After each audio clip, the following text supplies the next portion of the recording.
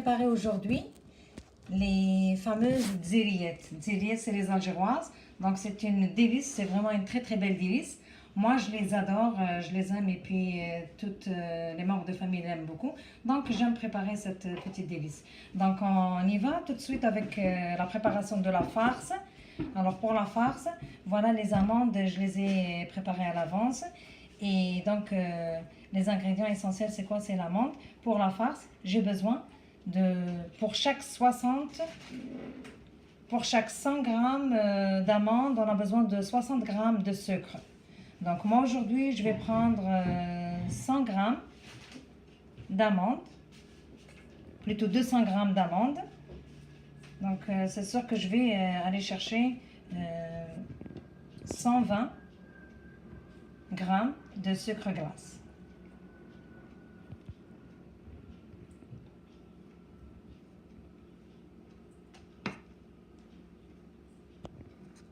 Voilà, dans les 200 grammes d'amandes moulues, je vais ajouter les 120 grammes de sucre glace. Et bien sûr, je vais mouillir avec des œufs. Donc, je vais prendre un œuf en entier et puis je vais ajouter l'autre jaune d'œuf en cas de besoin. Donc, c'est sûr, mon but, c'est d'avoir une pâte assez aérée et bien travaillée.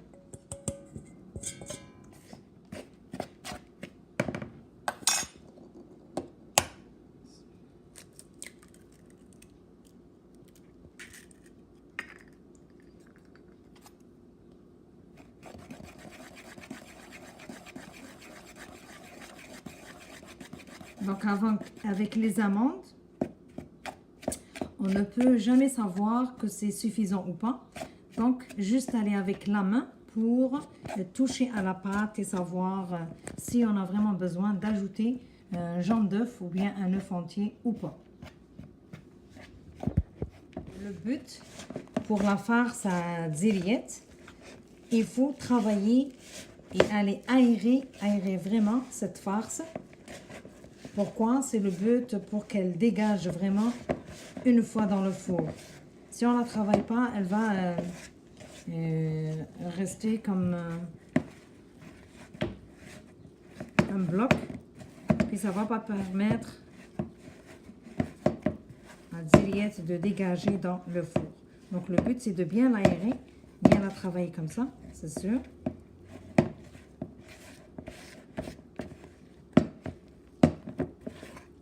Œuf était assez gros quand même, donc ma pâte est quand même assez légère. J'ai quand même besoin d'aller ajouter, quand même corriger la farce et ajouter un petit peu d'amande, c'est pas grave. Donc l'idéal, si la personne n'a jamais préparé ça, de préférence utiliser plutôt l'œuf. Une fois on le casse, l'ajouter donc progressivement. Pour la pâte à dziriettes, je vais prendre 3 mesures de farine. Donc moi j'ai pris ce petit récipient pour mesurer. Donc 3 mesures de farine dans lesquelles je vais mettre un demi-mesure de semen ou bien de beurre, et la moitié restante je vais la remplir d'eau de fleur d'oranger et bien sûr avec un petit peu d'eau. Pour la pincée de sel, bien sûr, donc comme à l'habitude, moi je vais la mettre ici, ça va se diluer avec les liquides. Donc j'ouvre l'eau de fleur d'oranger et je vais chercher mon semen ou bien la quantité de beurre. Donc je vais mettre une moitié de la mesure de beurre. Et l'autre moitié, je vais la compléter avec d'eau de fleur d'oranger et d'eau. Donc l'eau de fleur d'oranger aussi, c'est une bonne qualité.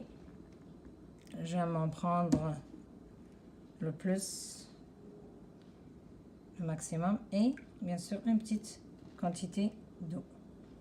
Là, ça nous fait la mesure au complet. Et là, je vais aller sabler, ramasser la pâte, puis la laisser reposer, c'est sûr, au frigo, au moins 20 minutes. Puis après, on va revenir pour façonner les zillettes ensemble. Bien sûr, la farce aussi, je l'ai laissée reposer. Là, la pâte, elle est bonne. Donc, on va la laisser au frigo se reposer pendant 1 heure. Puis après, on va revenir pour façonner les belles pièces.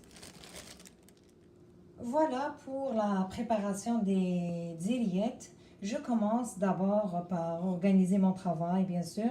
Et je dois d'abord commencer par préparer les boules ou bien la farce sous forme de petites boulettes de environ 18 à 20 grammes. Et c'est pour ça que tout à l'heure, on va aller préparer, ou bien lorsqu'on va ouvrir la pâte, je vais utiliser ces moules-là. Donc, c'est sûr, ce sera les zillettes modernes. Pourquoi je les appelle modernes? Parce que je vais les placer dans les moules pareils. Je ne vais pas pincer aujourd'hui les zillettes. Bon, pour plus de pratique et pour plus de rapidité et pour sauver du temps, on va faire les zillettes dans les moules. C'est ce qu'on appelle les zillettes modernes. Et c'est ça. Donc, tout d'abord, je place ma farce sous forme de boule de 20 grammes chacune. Comme ça va aller s'agencer avec les cercles d'environ 7,5 cm. C'est sûr parce que ça va aller prendre, bien épouser la forme de ce petit moule-là.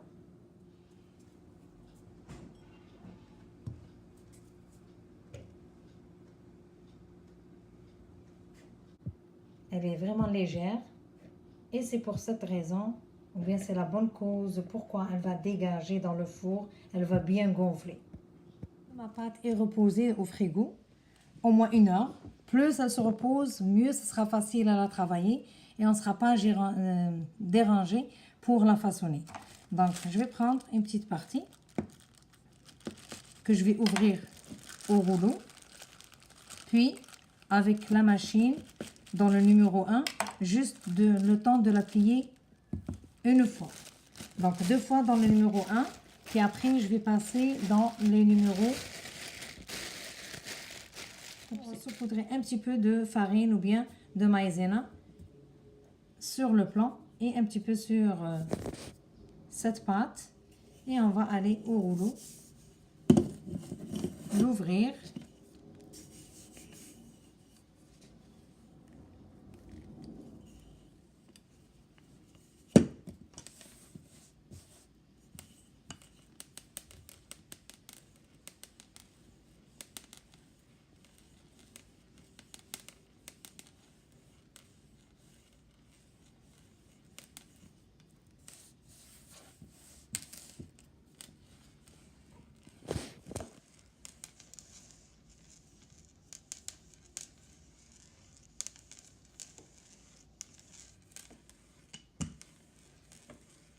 Donc, je m'appuie sur la machine pour la pétrir.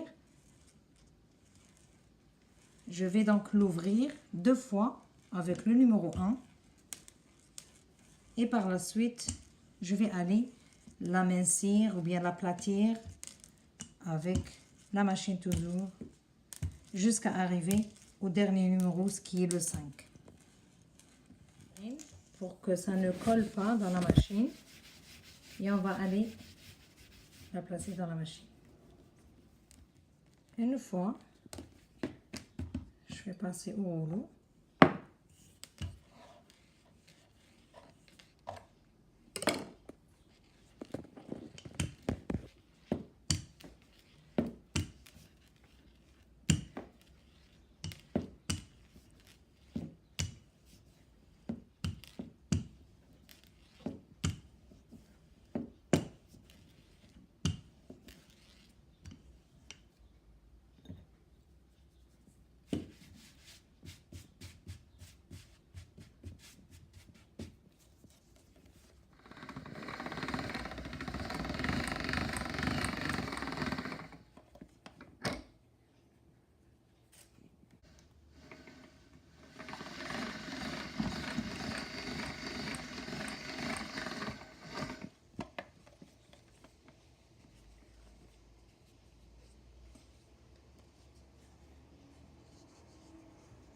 Voilà, une fois ouverte, la pâte, elle est vraiment lisse et très fine. je peux aller découper mes cercles facilement. Donc, juste aller bien appuyer pour ressortir les petits volants. Et comme ça,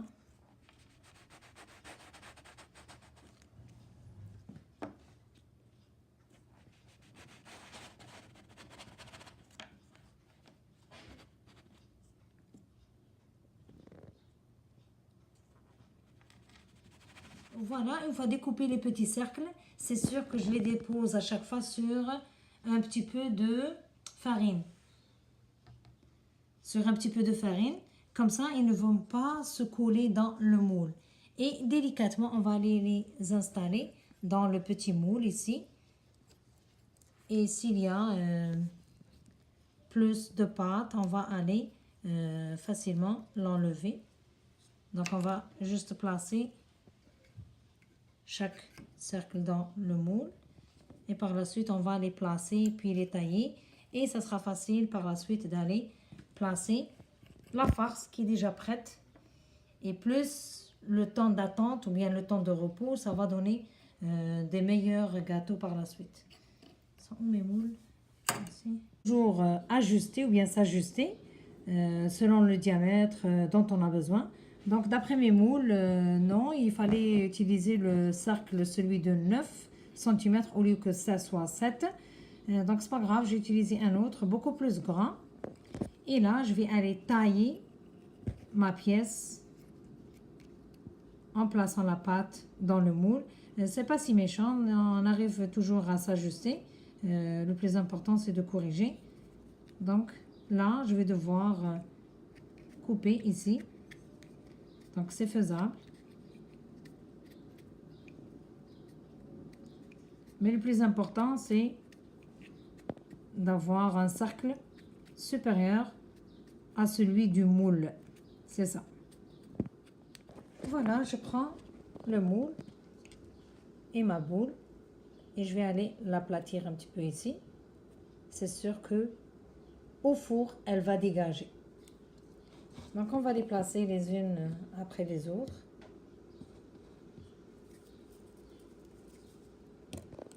Une petite fleur.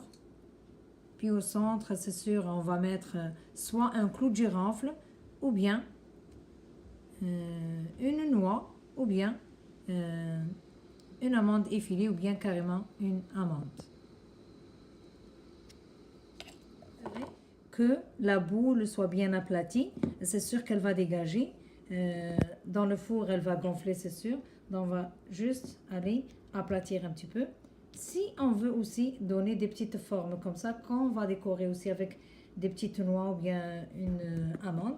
Donc, c'est selon le goût. Moi, je préfère les laisser comme à l'ancien temps. C'est toujours des dziriettes qui vont avoir un chapeau bien gonflé.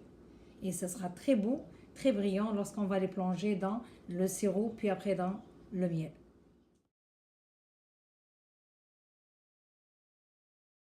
Dès que les dziriettes vont sortir du four, je vais devoir d'abord les tremper dans un sirop pour qu'ils absorbent suffisamment et assez de miel par la suite. Donc tout d'abord, je vais les tremper dans un sirop que je vais préparer tout de suite à base d'un demi-litre d'eau, 200 g de sucre et bien sûr un demi-verre à thé d'eau de fleur d'oranger. Donc je vais le mettre à ébullition 15 minutes et j'éteins le feu.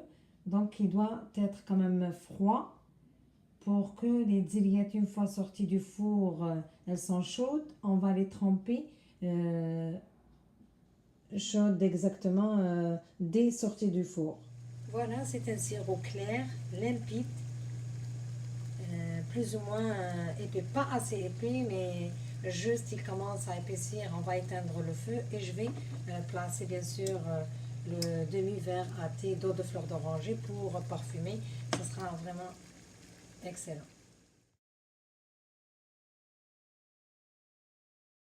Voilà, on doit donc laisser sécher, reposer les petites délices avant cuisson. Donc moi, c'est à peu près presque 24 heures après préparation. Et c'est le temps maintenant d'aller les cuire à 160 degrés Celsius, l'équivalent de 370 degrés Fahrenheit. Donc une fois sorti du four, bien chaude, on va les tremper ou bien les plonger dans un sirop d'abord. Comme ça, elles vont bien et facilement absorber plus de miel par la suite.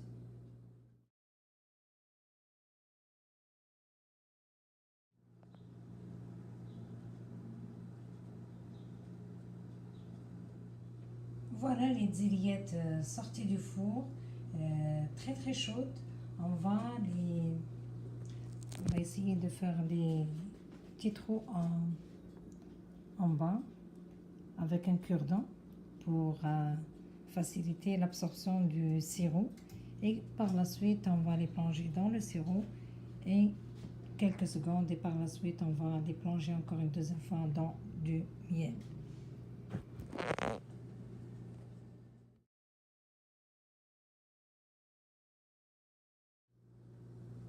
C'est ça donc pour meilleur goût. On trempe les dilettes une fois sorties du four dans un sirop. Surtout s'assurer qu'il ne soit pas léger, mais un peu plus épais. Et par la suite, on va les tremper dans le miel. Et comme ça, ils vont mieux absorber cette miel. Donc, c'est une vraie délice dans la bouche, au goût, et c'est vraiment merveilleux. Donc, c'était ça les astuces ou bien les petites astuces pour réussir les diètes. Donc, c'est quoi? C'est surtout quand on travaille la farce, il faut la laisser comme une pâte légère, assez légère, molle, assez molle. Et peut-être j'ai omis de le dire, les diètes, plutôt la farce des diètes, nécessite quand même une bonne quantité de zeste de citron. Donc, il faut en mettre en abondance. C'est très bon au goût et ça va donner comme une fraîcheur. Et lorsqu'on mange, c'est comme une bonne mastication, surtout parce qu'on les a laissés reposer après les avoir façonnés. Donc, le lendemain, c'est sûr, lorsqu'on va les cuire, ils vont aller facilement dégager dans le four. Comme on le voit, ils ont bien gonflé. Et par la suite, lorsqu'on va les placer dans le sirop, quelques secondes après, on va les tremper dans le miel. Ils vont mieux et beaucoup plus absorber cette miel-là. Bravo et bonne pratique avec cet gâteau traditionnel qu'on aime tous et bonne dégustation.